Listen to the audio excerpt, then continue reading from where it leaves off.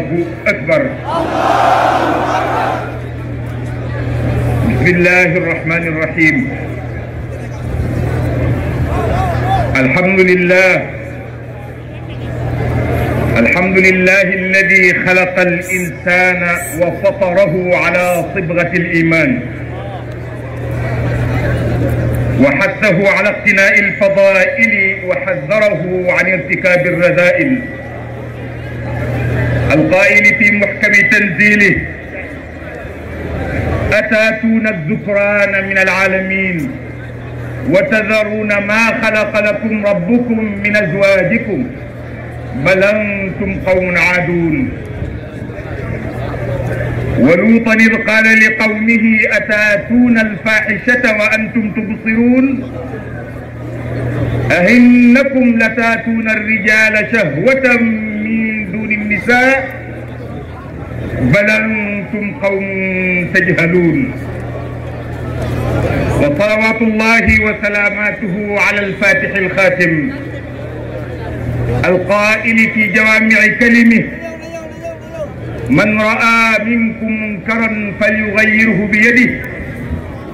وإن لم يستطع فبلسانه وإن لم يستطع فبقلبه وذلك أضعف الإيمان.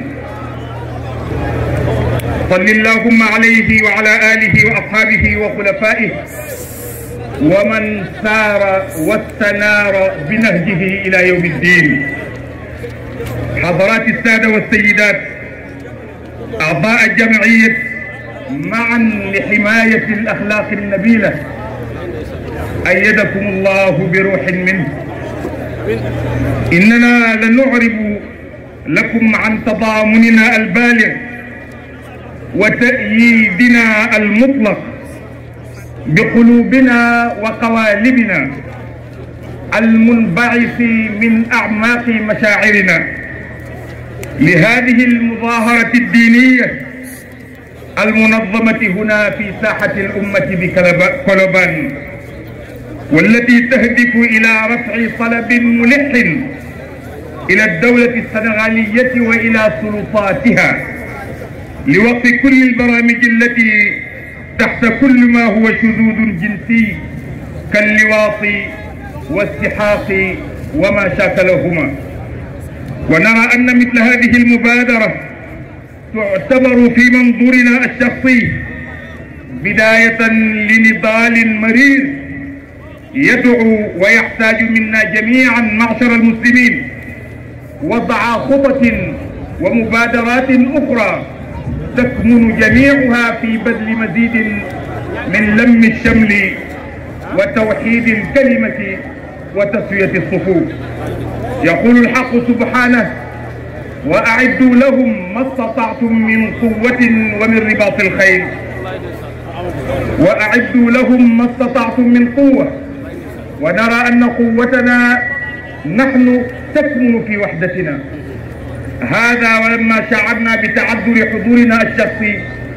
أوفدنا أخانا السيد محمد المنصور عبد العزيز على رأس وفد من أبناء الأسرة لتمثيل الحضرة المالكية التواونية، ونرجو من الباري جلت قدرته أن يكتب للمنظمين كل نجاح وتوفيق وفي كافة المستويات. يقول الله سبحانه: ويمكرون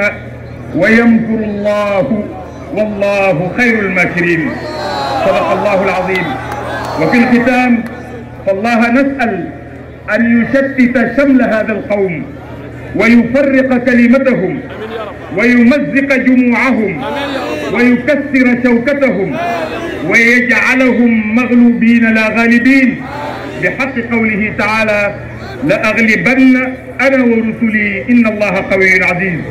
إنه ولي ذلك كله والقادر عليه. والسلام عليكم ورحمة الله تعالى وبركاته من إملاء السيد أبي بكر محمد المنصور الخليفة العام للطريقة التجانية بالسنغال. بقي في قتل في نصوص شرعية يجي وقت القرآن وقت أحاديث رسول الله صلى الله عليه وسلم. sëriñ bi dafa ni mi ngi nuyu waa Sénégal gépp di ndokkeel bokk yi nga xam ni ñoo am initiative bu organiser lii muy mbooloo mi tënk seen bopp ci li ñuy wax ànd aar jikko yi mu leen ci ndokkeel ci ak gouvernement du Sénégal ànd ci arrêté programme yi ak agenda bi ñaareel ba it aussi mu sakku ci député yi fàttali leen la góor bu baax ga Mawlana Cheikh El Hadj Abdou Aziz radiyallahu anhu wax leen ngeen dund àdduna gi yàggul léegi mu jeex ngeen taxaw ci seen kanamu borom fexe leen ba lu leen andil muy lu ñu war a wax muy projet de loi ngeen fexe ba loolee ngeen xam ni di ngeen taxawaat ci seen kanamu borom lay ko kon nag li ngeen di signé na ngeen ko xam commencé ko ca ña ca kaw ba ci suuf di wax rek ni waxoon nañ fi am na njiital réew lu fi ñëw takku ci suñu njiital réew mii tudd ko ni ko dañoo bëggoon ñu doxal lii nga xamante ni ñun moom la ñuy xeex tey moom mu teg te ni Sénégal pareegul ci loolu sëriñ bi nee na ci teg ni Sénégal pareegul te du ci pare la Sénégal du ci d'accord mukk du leen yow mi ilal xad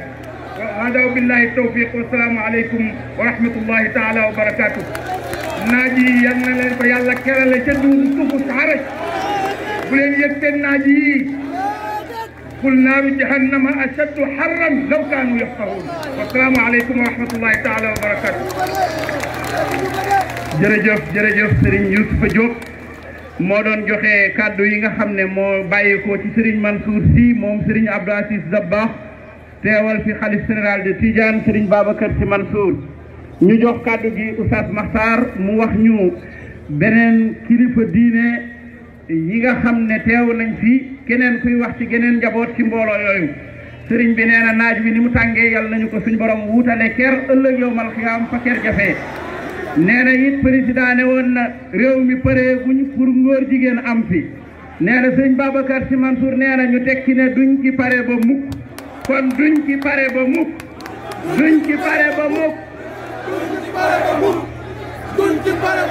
jërëjëf ñu jox sëñ Makhtar mu wax ci topp ñu jox kàddu sunu mbokk Njaasaan yi ki wax ci turu